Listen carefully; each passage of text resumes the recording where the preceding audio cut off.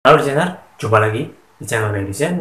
Nah, di video kali ini saya akan coba mengulas ataupun memberikan referensi tambahan ya buat teman-teman 4 alternatif website yang bisa teman-teman jadikan sumber penghasilan ataupun sumber cuan selain kontes ya. Nah, apa saja sih website itu? Nah, sebelum kita membahas lebih lanjut, jangan lupa untuk subscribe dan like channel ini ya, agar saya terus bersemangat dalam membuat konten-konten video berikutnya. Dan sebelum kita lanjut ke video utamanya, seperti biasa kita intro dulu. Oke teman-teman semua, jumpa lagi di channel By Design. Oke, di video kali ini saya akan coba mengulas lagi salah satu cara agar kita bisa mendapatkan penghasilan tambahan ataupun cuan ya dari desain grafis ya.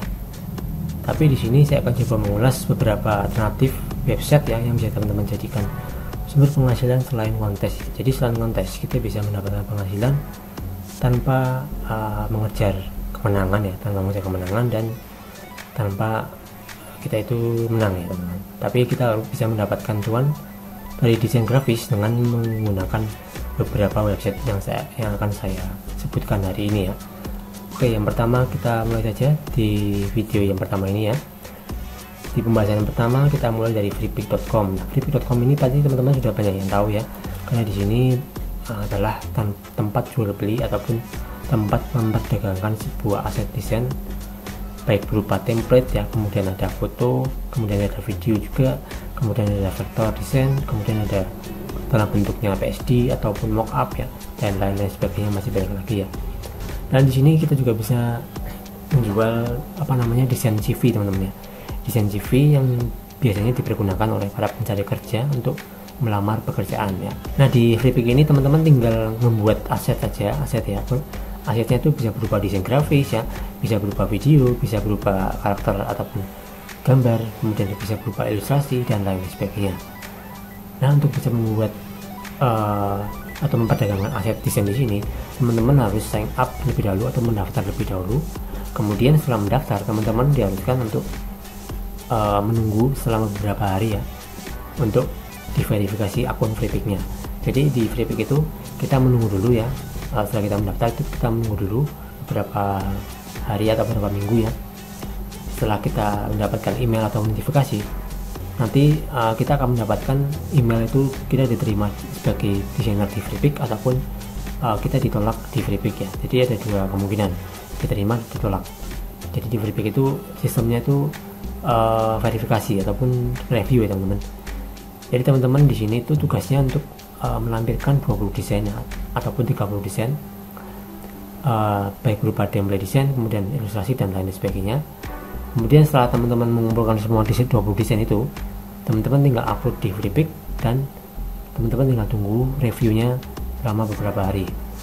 Pengalaman saya yang pernah daftar di Freepik itu reviewnya itu paling enggak semingguan teman-teman, atau 7 hari ya. Oke, itu adalah di Freepik ya. Dan bagaimana sistem pembayarannya? Jadi kalau sistem pembayaran cuannya itu kita bisa dapat cuan dari Freepik itu dengan cara user itu mendownload karya kita. Jadi kalau misalkan kita udah diterima di Freepik dan kita udah mengupload karya kita, tahap selanjutnya yaitu kita tinggal menunggu user ataupun klien yang mendownload karya kita. Jadi sistemnya di sini itu download teman-teman. Kita bisa mendapatkan cuan itu dari downloadan yang di-download oleh klien ya. Jika semakin banyak orang yang mendownload karya kita, maka penghasilan kita itu akan semakin bertambah dan semakin bertambah banyak ya. Jadi sistemnya itu download teman-teman. Pokoknya mudah di sini. Mudah dan sangat tidak ribet ya, tidak seperti nilai desain ya. Kalau kita itu harus menang dulu baru kita mendapatkan uang ya. Jadi kalau di sini enggak ya, kita tinggal daftar. Kalau misalkan sesuai, cocok ya, kita bisa cari cuan di sini dengan cara mengupload karya saja teman-teman. Oke, itu adalah dari Freepik ya. Kemudian kita akan beralih ke situs yang kedua. Nah, di situs yang kedua ini kita sama-sama mengupload karya desain ataupun berupa aset-aset desain. Situs yang kedua ini yaitu shutterstock.com. Nah, Shutterstock ini adalah tempat jual beli aset berupa foto, kemudian video, dan juga ada ilustrasi juga, dan juga kemudian ada desain logo dan desain-desain yang lain. Pokoknya banyak sekali yang bisa kita jual di sini ya. Bisa juga berupa template website ataupun template sosial media. Kita bisa jual di sini. Kita juga bisa menjual karya foto atau fotografi kita. Bagi kita yang hobi fotografi ataupun seorang fotografer, kita bisa sambil iseng-iseng di tengah kesibukan kita bekerja di kantor, kita bisa iseng-iseng upload foto ataupun desain yang kita bikin. Nah, di sini sistemnya beda sama dengan Freepik ya. Kalau di Freepik itu sistemnya adalah kita mendapatkan cuan dari downloadan yang di-download dari user. Tapi kalau di Shutterstock kita mendapatkan cuan itu dari hasil subscription dari orang-orang yang mensubscribe ataupun berlangganan dari karya kita. Misalkan si A itu menjual karya berupa ilustrasi, nah kemudian besoknya lagi itu datang si B. Si B ini adalah user ataupun klien yang kebetulan sedang mencari desain ataupun membutuhkan desain grafis. Nah dia kan kebetulan ketemu di website ini, kemudian dia mendownload ataupun mensubscribe channel teman-teman. Nah dari hasil subscriber itulah nanti teman-teman bisa mendapatkan dolar ataupun bayaran ya teman-teman. Jadi ini bukan scam ya, ataupun bukan tipu-tipu, ini terbukti membayar ya. Dan saya juga sudah pernah bisa merasakan dapat cuan ataupun penghasilan ini di sini ya, walaupun tidak terlalu banyak ya, tapi sudah mulai kelihatan hasilnya. Nah itu adalah dari Shutterstock ya, kita bisa menjual stok image, stok gambar yang bisa kita perjualbelikan ya. Nah bahkan ya kalau teman-teman misal ada karya ataupun aset-aset yang nganggur ya ataupun tidak terpakai, teman-teman bisa upload saja di Shutterstock ataupun Freepik ya, karena di sini itu kita bisa memanfaatkan aset-aset yang tidak terpakai itu menjadi sumber cuan ataupun sumber penghasilan teman-teman. Itu tadi adalah shutterstock.com ya. Kemudian kita beralih ke website yang ketiga. Nah di website yang ketiga ini adalah berupa situs freelance ataupun situs bagi para pencari kerja yang di bidang freelancer ataupun desainer grafis freelance ya. Nah mungkin di website ini kita sudah pernah membahas ya di video-video sebelumnya ataupun video saya yang kemarin ya tentang project.co.id ini. Nah project.co.id ini adalah suatu situs yang mempertemukan antara calon pembeli dan seorang desainer grafis ya yang ingin berdagang ya.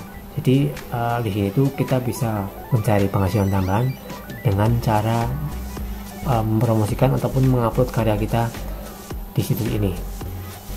Tapi di sini sistemnya itu adalah bid teman, ataupun menawarkan jasa kita kepada orang lain ataupun kepada klien. Nah misalkan ada klien yang ingin membutuhkan jasa desain, maka kita pastinya sebagai seorang desainer freelancer akan langsung tertarik dengan tawaran itu. Nah di sini si desainer itu diharuskan melakukan penawaran ataupun bidding ya, istilah itu bidding di situs ini.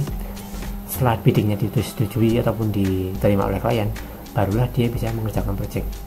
Nah kalau misalkan belum diterima bagaimana? Ya berarti kita nggak bisa mengerjakan project di sini ya. Kita bisa diterima, bisa mengerjakan project di sini itu hanya dengan melakukan bidding ataupun setelah penawaran kita itu berhasil teman-teman ya. Jadi sistemnya seperti itu ya. Di sini tuh sistemnya melakukan penawaran terlebih dahulu kepada klien ya.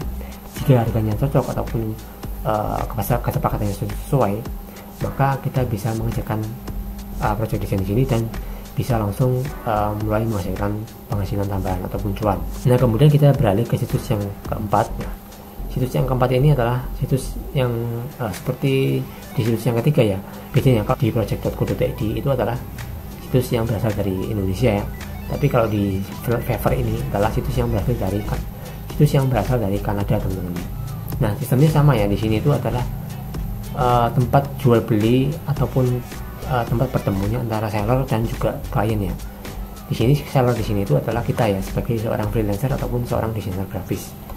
Nah di sini kita juga bisa menjual berbagai macam project desain ya, seperti ilustrasi, kemudian juga bisa karya foto ya, kemudian juga ada WordPress, kemudian juga kita bisa menjual voice over kita ataupun suara kita, kemudian kita juga bisa menjual sebuah karya berupa video, dan juga kita juga bisa menjual karya berupa logo juga ya, atau karya desain grafis. Banyak sekali ya jasa desain yang bisa kita tawarkan di sini. Bahkan juga ada jasa animasi ya yang bisa kita tawarkan di sini, dan juga ada jasa programming. Pokoknya banyak sekali jasa-jasa yang bisa kita perjualbelikan di sini ya. Tapi kalau di Fiverr itu sistemnya beda teman-teman, beda dari project.co.id. Kalau di project.co.id kan sistemnya bidding ya. Tapi kalau di sini setelah kita selesai mendaftar ataupun join ya di situs ini, kita tinggal melampirkan ataupun mengupload karya kita, yaitu karya terbaik kita kita upload di sini. Kemudian kita setting harga kepada klien. Kemudian misalkan ada klien yang tertarik dengan desain kita ataupun dengan setuju dengan harga yang kita tawarkan, maka kita bisa mendapatkan klien-klien di sini yang jangka waktunya itu tidak mesti teman-teman. Kadang kita bisa mendapatkan klien jangka pendek ataupun klien jangka panjang ya, tergantung dari kepuasan klien itu sendiri. Kalau misalkan desain kita itu bagus ya, ataupun desain kita itu memenuhi selera klien ya, insya Allah akan mendapatkan cuan yang secara terus menerus ya di website ini teman-teman. Jadi sistemnya seperti itu ya, kita bisa mendapatkan cuan dengan cara mengupload desain, dan kita juga bisa mendapatkan cuan dari jasa kita dengan cara mengupload ini. Oke teman-teman, mungkin itu saja alternatif 4 website yang bisa teman-teman jadikan sumber penghasilan ataupun sumber cara mencari cuan selain kontes ya. Jadi teman-teman tidak usah terlalu terpaku pada kontes ya, karena kalau kontes itu kalau kita tahu itu kan banyak sekali rintangannya ya, banyak sekali hambatannya.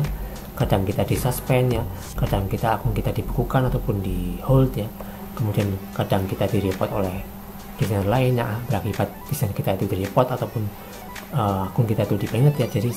Jadi sehingga kita tidak bisa mengikuti kontes desain lagi. Jadi kan kalau kontes itu kan hadiahnya juga nggak mesti ya. Kalau kita menang ya kita dapat hadiah, tapi kalau kita kalah ya kita nggak dapat apa-apa.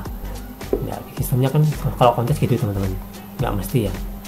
Sesuai bejat-bejatnya lah, kalau misalkan orang bilang itu untung-untungan kalau kontes itu ya.